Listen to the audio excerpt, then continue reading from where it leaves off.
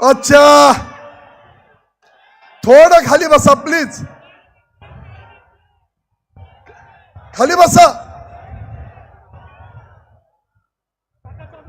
अच्छा, या प्रचार सभेच्या निमित्तानं या ठिकाणी उपस्थित असलेले, ज्यांनी देशातच नव्हे पण साऱ्या जगाचं लक्ष वेधलं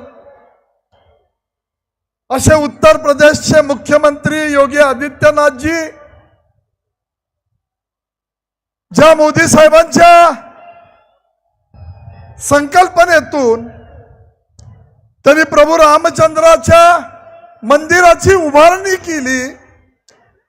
आपल्या मोदी साहेबांनी, योगी आदित्यनाथजी यांनी या मंदिरात 500-600 वर्ष तंबूमध्ये असणारे आपले रामलल्ला या ठिकाणी मोठ्या मंदिर स्थापन करून, आणि तेही मंदिराला सगळ्या देशातल्या लोकांची यथाशक्ती पैसे घेऊन ते मंदिर उभा केलं. कुठल्याही सरकारी खर्चाचा 1 रुपया त्यामध्ये खर्च केलेला नाही. असे आपले या ठिकाणी आपणाला सगळ्यांना पाहायला मिळणारे, ऐकायला मिळणारे योगी आदित्यनाथजी महाराष्ट्र प्रदेश भारतीय जनता पार्टीचे अध्यक्ष, आमचे नेते बावनकुळे साहेब,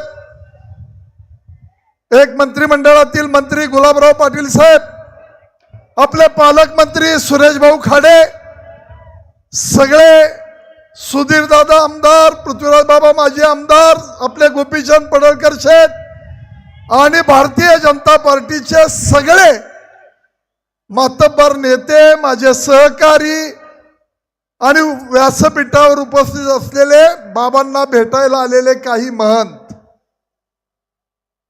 मी आपल्याला विनंती करतो की उद्याच्या 7 तारखेला जे मतदान होणार आहे, अतिशय उन्हाळा कडक आहे, टेम्परेचर खूप आहे, पण माझी आपल्याला विनंती आहे, ही निवडणूक देशाची निवडणूक आहे. ही ग्रामपंचायत, सोसायटी, पंचायत समिती, जिल्हा परिषद ही इलेक्शन नाही. या इलेक्शनच्या माध्यमातून या देशाची प्रगती आणखी करायची भूमिका म्हणजे देश हिताला महत्व देऊन या ठिकाणी ही निवडणूक होते.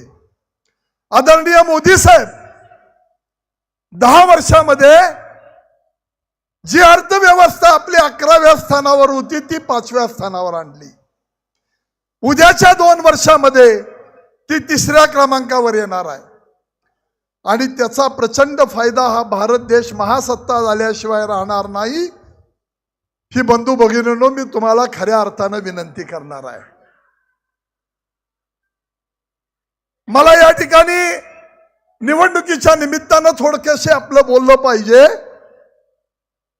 की तो उमेदवार 2 उभा राहिलेले आहेत.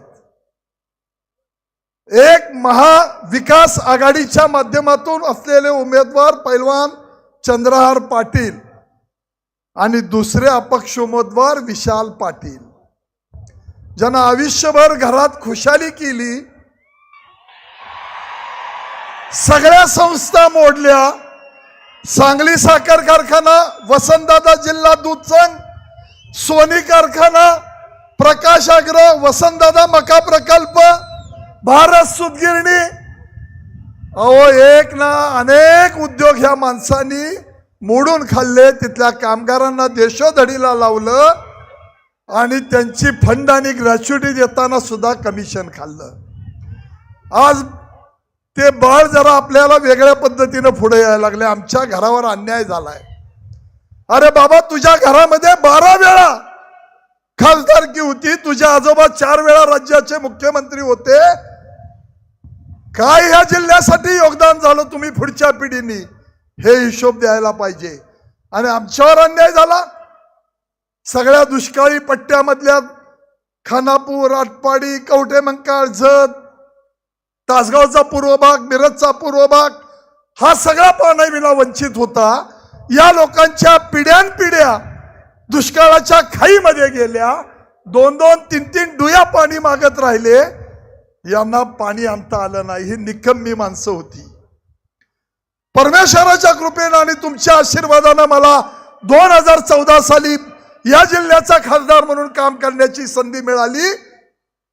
ताकारी म्हैसाळ योजनेसाठी आपले प्रधानमंत्री मोदी साहेबांनी त्यांच्या प्रधानमंत्री कृषी सिंचाई योजनेमधून 2100 कोटी रुपये या ठिकाणी दिले आणि म्हैसाळ पूर्णत्वाला नेली।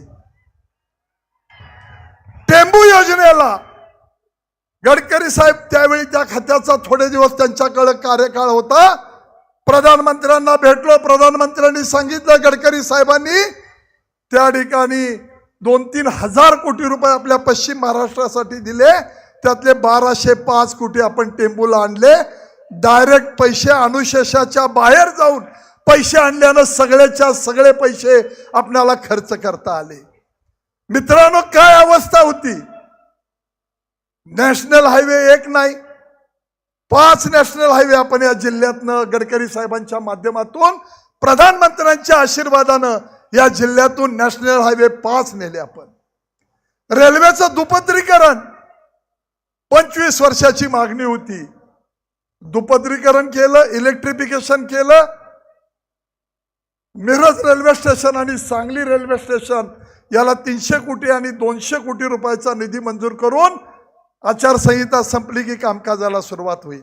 वंदे भारत येते, अनेक उड्डाण पूल उभा केले आणि या माणसांनी दुष्काळामध्ये माणसं होरपळत होती।